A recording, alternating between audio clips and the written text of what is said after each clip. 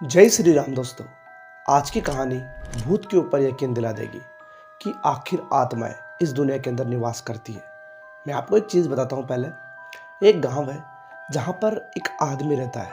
हालांकि उसके दो बेटे हैं उसके, जो कि बाहर शहर के अंदर रहते हैं। उनकी पत्नियाँ वो शहर के अंदर रहते हैं और वो जो आदमी है वो गाँव के अंदर रहता है। एक दिन उसकी अचानक मौत हो जाती है और जब उसकी मौत होती है तो रात के टाइम होती है। अब रात के टाइम हिंदुओं के अंदर शमशान घाट के अंदर नहीं ले जाया जाता डेड बॉडी को, तो पूरी रात उनको घर के अंदर रखा जाता है। अब उनके जो घर वाले थे वो भी नहीं आए थे टाइम से, तो उनके पास दो लड़के रुके थे और उसके कुछ दोस्त थे वो भी रुके थे। उन्होंने उस रात यकीन करा कि इस दुनिया के अंदर आत्मा निवास करती है। उन्होंने वो जो मरा आदमी उनके सामने पड़ा है ना, उसकी आत्मा को देखा है। अब क्या देखा, कैसे देखा, वो सब तो आपको कहानी के अंदर ही पता लगेगा। उससे पहले अगर आप चैनल के ऊपर नए आए हो, चैनल को सब्सक्राइब कर देना, वीडियो को लाइक कर देना। कहानी शुरू होती है अब। एक गांव है, उस गांव के अंदर एक आदमी रहता है राज प्रताप नाम का, जिसके बेटे हैं दो और वो दिल्ली के अंदर काम करते हैं। उनकी कुछ जॉब है, प्राइवेट जॉब ही है, और वो अपने बेटे अपनी पत्नियों के साथ वहीं रहते हैं, दोनों भाई। उनके जो पिताजी है राम प्रताप, वो गांव के अंदर रहते हैं। अब उनके गांव के अंदर ज़मीन है तो वहाँ पर ही रहते हैं। चार लड़के थे, वो रात के टाइम एक जगह पर बैठे हुए थे। गांव के अंदर चबूतरे होते हैं, वहाँ पर बैठे हुए थे। काफ़ी देर से बातें कर रहे थे कि यार कहीं घूमने चले, क्योंकि उनकी जो पढ़ाई थी वो पूरी हो चुकी थी। अब वो कहीं घूमने के लिए प्लान बना रहे थे। राम प्रताप जो आदमी था वो गाँव का सबसे अच्छा आदमी था, सबसे मन प्रेम अच्छा था उसका, इसलिए तो वो बैठे हुए थे।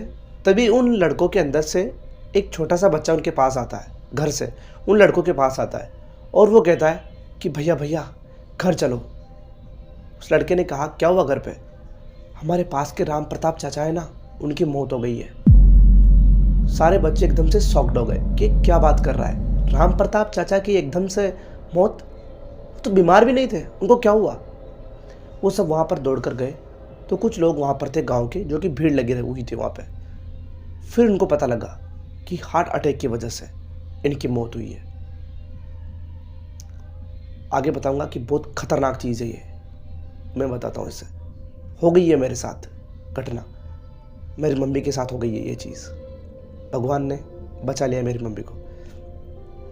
तो अब मसला ये था कि अब क्या करें। रात के टाइम उनके बच्चों को इन्फॉर्म तो कर दिया, पर अब रात हाथ वो तुरंत तो नहीं आ सकते ना, दिल्ली से टाइम लगेगा।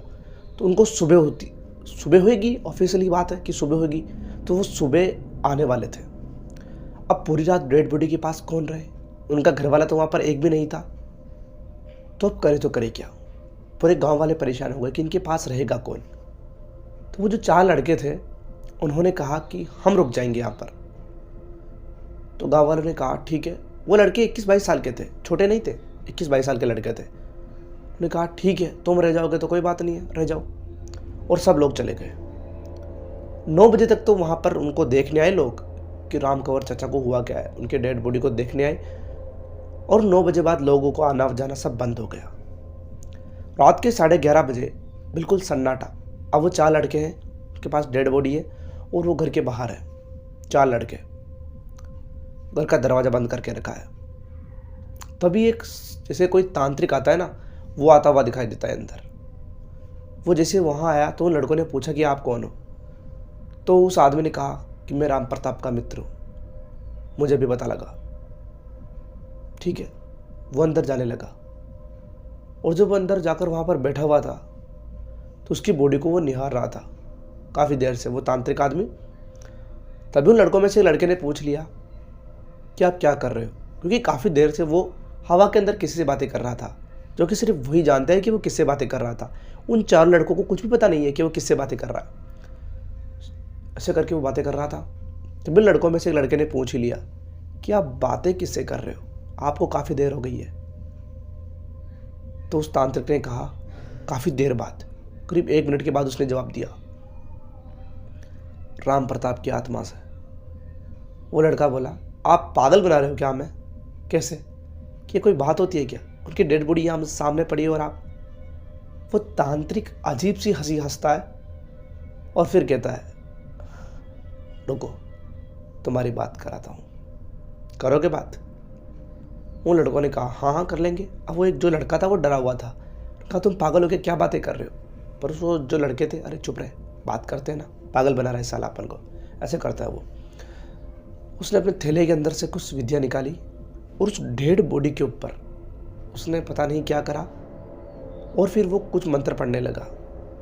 मंत्र के थोड़ी देर बाद उस तांत्रिक ने पहले बोल दिया था इनसे कि गेट को बंद करो और कोई भी उठकर नहीं जाएगा, अगर कोई उठकर चला गया तो तुम्हारी मौत पक्की है, यहाँ पर बैठे रहना, खिड़कियों को बंद करा। सबको पूरा दरवाज़ा घर पूरा पैक कर दिया और कुछ मंत्र पढ़ने लगा।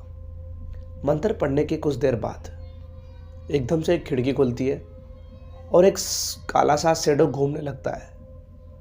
थोड़ी देर बाद उनको पता लगता है कि ये कोई आदमी आ चुका है यहाँ पर, और धीरे धीरे उनकी शक्ल सामने साफ दिखाई देने लगती है, जो कि राम प्रताप की थी। और उसकी आंखें बिल्कुल लाल थी और वो हवा में उड़ रहा था। उसके आर पार देखा जा सकता था बिल्कुल राम प्रताप की बॉडी के। अब एक चीज़ बताओ, किसी के साथ कुछ भी हो सकता है। यहाँ पर डेड बॉडी पड़ी है, यहाँ पर वही आदमी वही शख्स उड़ रहा है।